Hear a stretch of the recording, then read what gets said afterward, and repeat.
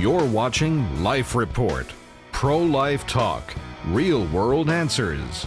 Life Report trains people to more effectively defend their pro-life beliefs while honestly examining the strengths and weaknesses of both sides.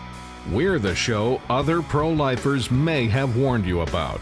This is Life Report. Okay, this is going to be different. We have a guest co-host here. We have booted Kyle temporarily from the show.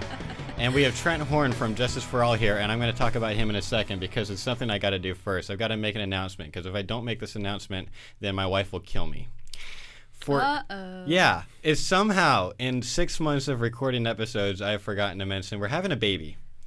And yeah, you forgot to mention that. I haven't mentioned that at all. air. And my wife keeps asking, when are you going to mention that? Like, I mean, she's 7 months pregnant now, and we're having a baby like at Christmas, and she's like, and I'm always like, I don't know. I'm just never thinking about it when we're recording. And then Carrie mentioned that she's pregnant, and even then I didn't think to say, oh yeah, we're pregnant too. Like, just and didn't make that connection. And what's the name? William David. It's a boy. Yes, William it's a little David.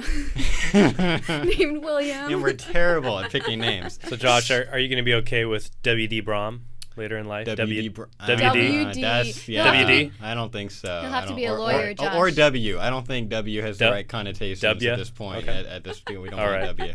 But yeah, so I can literally suck the rest of this episode, and that's fine because I did my duty. My wife will be happy. I'm good to go for the rest of this episode.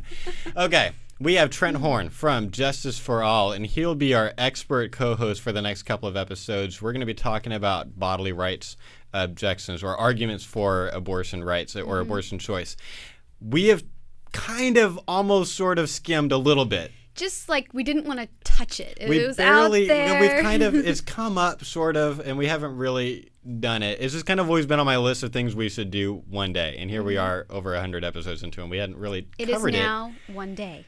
That's right, and this is that day. And here's the thing: is about 6 months ago, I was like, we're going to do a bodily rights thing, and then I saw Trent present some of his work on this, and I was like, oh wait, we're just going to wait until we can have Trent here in the studio so we can do it with Trent, because Trent has actually done some groundbreaking work on this. This isn't the first time pro-life philosophers have talked about bodily rights objections. And Trent is standing on the shoulders of some great philosophers that have done a lot of the work that he's going to present. But I really appreciate what Trent has done because I feel like he's actually added something new. He's contributed something new to this part of pro-life philosophy or whatever you want to say. Trent's really tried to teach this to pro-lifers in a clear and memorable way. He's been able to kind of find a happy middle because there's been either pro-life philosophers either oversimplify this issue and like there's two, as Trent's going to say, there's two different versions of this argument. There's a really weak version and then there's a really strong version. And sometimes pro-lifers just talk about the weak one and that's it. And then some philosophers just talk about it in a way that is so complicated, all the lay pro-lifers like me are just like, I don't know what you're talking about. Because you still qualify as a lay pro-lifer? Apparently. I'm somewhere in the middle there. And so Trent... Yeah, I thought you were an international speaker. Yeah, you don't talk about yourself like that in private. What is that supposed to mean? I don't know. What does that mean? As if I go around the office, I'm an international speaker. That's exactly what he does. That is not at all what I do. But go on with the praise. So, anyways, eyes back on Trent. I'm sorry. And so Trent has found a happy middle that I think will help pro-lifers to understand the argument and be able to refute it. And so here's what we're going to do. Because I agree with Trent that most pro-lifers do not adequately understand bodily rights objections, at least not in their best form. We're going to spend this entire episode just understanding bodily rights objections. Don't expect to be getting a lot of talking points, how to refute them. I want to make sure that you really accurately understand them first, and then the next episode, we're going to talk about how to refute the best form of that. So Trent is from Justice for All. We've had Justice for All on here, I don't know, 5, 6, 7, 8 times now. So everyone knows what JFA does, but Trent is one of the speakers that we haven't had on here before. So Trent, you're welcome. And, or welcome, not you're welcome. You're welcome for all that awesome stuff that I just said about you. Take it away. Tell us about bodily rights objections and how they compare to other forms, other pro-choice arguments. Basically, Josh, in my experience of talking to people who are pro-choice, especially all the hundreds of conversations I've had on campus with the Justice for All exhibit, has allowed me to really see that people's positions on abortion, while they differ in a lot of different ways, I mean, it's not black and white, Right. I think you can usually group it into 3 categories. Okay. The first 2 you guys have probably discussed on the show a lot. Right. First, arguments that assume the unborn are not human. Yep. You know, some women are too poor to take care of Okay, yeah. a child, which obviously we wouldn't kill 2-year-olds because for that reason. So those aren't good arguments. Right. More sophisticated philosophers like Marianne Warren or others like her may argue, well, the unborn's not a person or they're not human. They Okay. lack certain characteristics. So there's arguments that assume the unborn aren't human, argue they aren't human. The third type of argument, however, admits the unborn are human. Yeah. And so essentially I think those arguments are quite powerful because they admit, just for the sake of the argument, the one thing that we as pro-lifers spend all our time arguing about and trying to prove, which is the fact Right. the unborn are human. Okay, Or let's go over that just to make sure everyone completely gets the differences between those 3 Right. things. Like give an example of someone assuming the unborn are not human.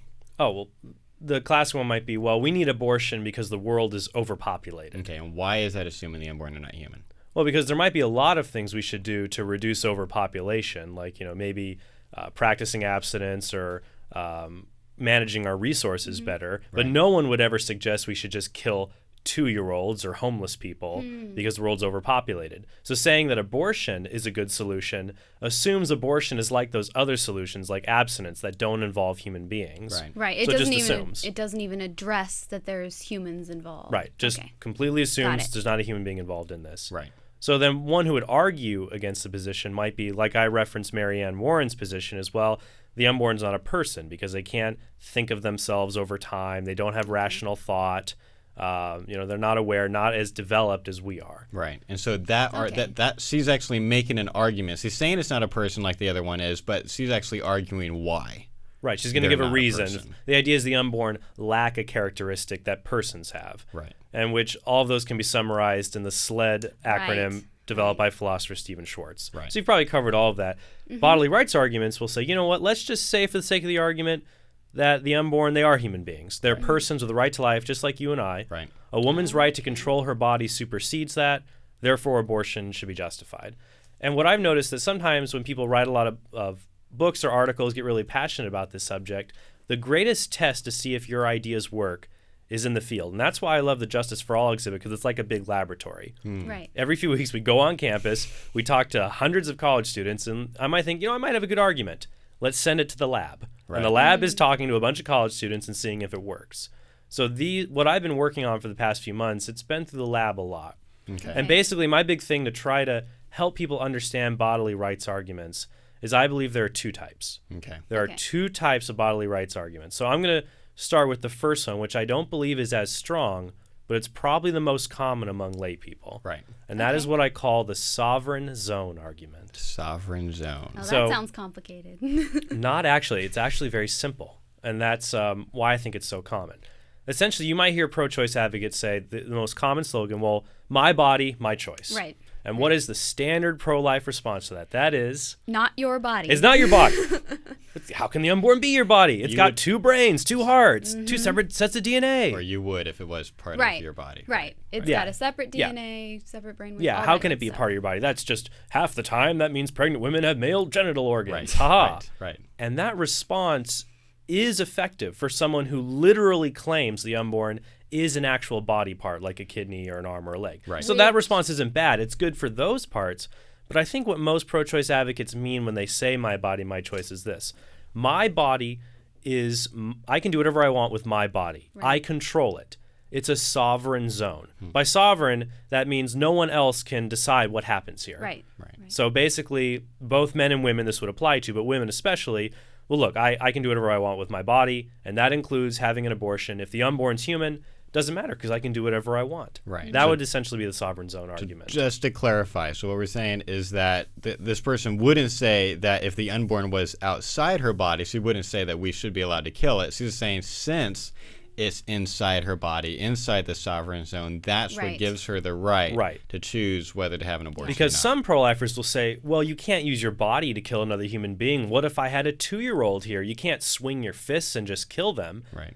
That doesn't understand because the 2-year-old is outside of that sovereign zone. That is a key distinction, because I've always combated that argument by saying, okay, our right to use our own bodies ends when it, inhibits another human being. But there's a difference, because all the examples are outside the body. Right. So the sovereign zone argument claims, well, inside the body, you can just do whatever you want. And this argument's very common on the internet, on pro-choice blogs, because, it's just a pretty simple argument. Right. I remember Amanda Marcotte, a pro-choice blogger, once referenced this in one of her posts. She said, because pregnancy is an event that happens inside of a woman's body, a woman's right to have an abortion is derived from the right to control what happens inside her body. Yeah. Now, that's not the whole of Marcotte's case, but it's a crucial part of it. Right. But I think basically the weakness of the sovereign zone argument is this, and that is the conclusion that abortion should be legal relies on a premise that is more controversial than that. All right, say that again. That's so important. The conclusion, well, abortion should be legal. Right. It's coming from an argument. And the argument is basically you can do whatever you want with your body. That sentence is more controversial than the conclusion. Right. So even people who believe in abortion don't believe you can do whatever you want with your body. Well, they do, but sometimes you have to point it out to them. Because here's the Right. problem with this, big sweeping argument. If the reason abortion is legal because you can do anything you want with your body, Right. if that sentence is false, that you can't do anything you want, then the whole thing collapses. Right. Then all of a sudden, well, if you can't do anything you want with your body, maybe you can't have an abortion. Right. And so if the pro-life advocate can put forward even one counterexample to that proposition, then he will succeed in showing the body is not a sovereign zone. So give us a few of Okay. those counterexamples. I have a few. Two I borrow from Rich Poupard from the Life Training Institute. He wrote an article published in the Christian Research Journal called Suffer the Violinist, Why Arguments for Bodily Autonomy Fail. So I think those two would be good to share here for this particular argument. Yeah. And that would be intentionally causing birth defects. Yeah. Two, we've mentioned this one on the show before. Yeah, I know we have. So basically the two most common examples that I would mention on campus would be the use of thalidomide, which actually I have a quote from the World Health Organization. They have decided not to prescribe thalidomide to help deal with the side effects of leprosy. This is just on their website. And this is what they write.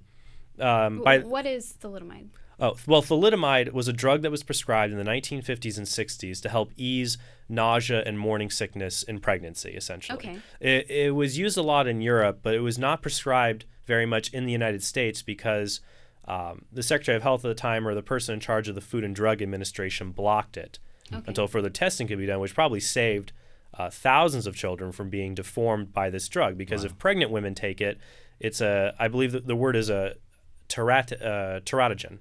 A teratogen, or a drug that can cause a birth defect. Okay. So the World Health Organization says that during this time, children were born with missing or abnormal legs, arms, missing feet and hands, spinal cord defects, cleft or lip palate, absent or abnormal ears, heart, kidney, and genital abnormalities, and abnormal formation of the digestive system. Wow. So it causes very That's serious pretty birth intense. defects. Yes. And so because of its known teratogenic effects, the World Health Organization does not recommend the use of thalidomide in leprosy. Experience has shown that it is virtually impossible to develop and implement a foolproof surveillance mechanism to combat misuse of the drug. Misuse being using while you're pregnant. Right. Right. But if a woman's body is a sovereign zone and she can do whatever she wants, why shouldn't she be allowed to? It's her body. She can do whatever she wants. But that's where the problem is. If you can't harm your unborn children with drugs, why can you kill them with abortion? While they're within your sovereign zone. Yeah. So there are some things you can't do. The other example that would be more common today is the use of isotretinoin, also known as Accutane. That if a woman wants to take Accutane, she has to be on 2 forms of birth control. Otherwise, according to the internet, what they say about this, Accutane, if a pregnant woman takes it, it can cause hearing and visual impairment in unborn children, missing or malformed earlobes, facial dysmorphism, and mental retardation. So it's very serious. Wow. For those of us who might not remember the names of these drugs or are familiar with them, couldn't we also use just simple drug use or alcohol abuse or smoking while pregnant, which are generally accepted norms that we know can harm pregnancy.